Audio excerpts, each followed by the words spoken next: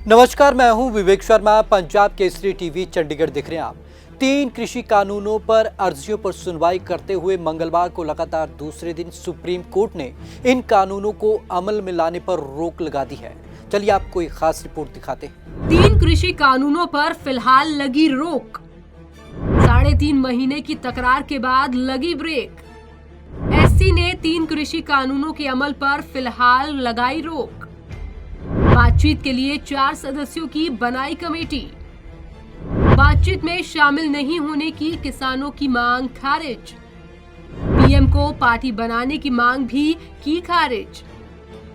3 महीने की तकरार के बाद भी जब मामला नहीं सुलझा तो आखिरकार सुप्रीम कोर्ट को अपना फैसला सुनाना ही पड़ा। हम बात कर रहे हैं 3 कृषि कानूनों पर मचे तकरार की, जिस पर पिछले 3.5 महीनों से सरकार और किसानों के बीच घमासान मचा हुआ था। न किसान पीछे हटने को तैयार थे और न ही सरकार झुकने को तैयार थी।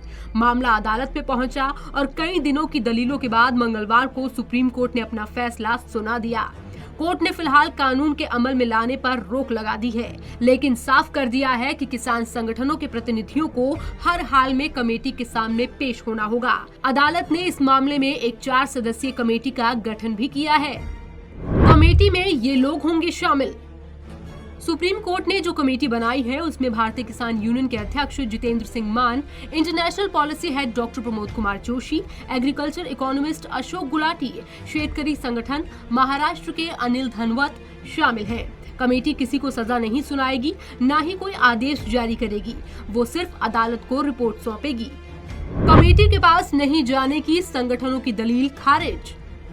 इससे पहले बहस के दौरान पिटिशनर वकील एमएल शर्मा ने कहा, सुप्रीम कोर्ट की तरफ से बनाई जाने वाली कमेटी के सामने पेश होने से किसानों ने इनकार कर दिया है, लेकिन अदालत ने उनकी दलीलों को खारिज कर दिया।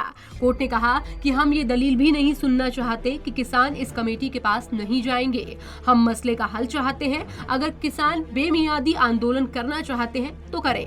जो भी व्यक्ति मसले का हल चाहेगा वो कमेटी के पास जाएगा। ये राजनीति नहीं है। राजनीति और जुडिशरी में फर्क है। आपको कोऑपरेट करना होगा। क्या कहा अदालत ने? सुनवाई के दौरान कोर्ट ने कहा कि हम कानून के अमल को अभी सस्पेंड करना चाहते हैं, लेकिन बेमियादी तौर पर नहीं। हमें कमेटी पर यकीन है और हम इसे बनाएंगे। ये कमेटी न्यायिक प्रक्रिया का हिस्सा होगी। कमेटी इसीलिए बनेगी ताकि तस्वीर साफ तौर पर समझ आ सके। क्या दलील थी याचिकाकर्ताओं की?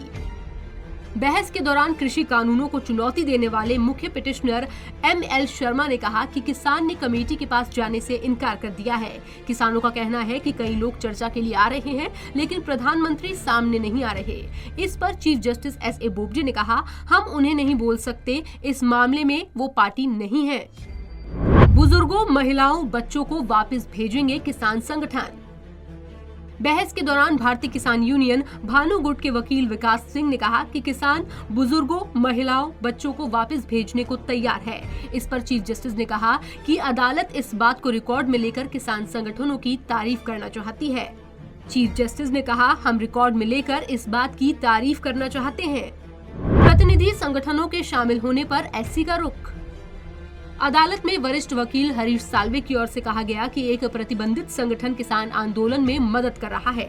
अदालत में हरीश साल्वे की ओर से कहा गया कि 26 जनवरी को कोई बड़ा कार्यक्रम ना हो, ये सुनिश्चित होना चाहिए। जिस पर चीफ जस्टिस ने कहा कि दुष्यंत दवे की ओर से पहले ही कहा जा चुका है कि रैली जुलूस नहीं होगा। हरीश साल्वे ने इसके अलावा सिख फॉर जस्टिस के प्रदर्शन में शामिल होने पर आपत्ति जताई और कहा कि ये संगठन खालिस्तान की मांग करता आया है। इस पर अदालत ने अटॉर्नी जनरल से पूछा कि क्या वो इस बात को मानते हैं। जवाब में के वेणुगोपाल ने कहा कि वो पहले ही कह चुके हैं कि आंदोलन में खालिस्तानियों की घुसपैठ हो चुकी है। Bureau report, Punjab Kesari TV, Chandigarh. तो इन 3 कृषि कानूनों पर लगभग 3.5 महीने बाद ब्रेक लगा है। यहाँ पर सुप्रीम कोर्ट ने 4 सदस्यीय कमेटी भी बनाई है जो इस पूरे मामले को देखेगी। तो आज की इस खास रिपोर्ट में बस इतना ही। विवेक शर्मा को दीजिए इजाजत। नमस्कार।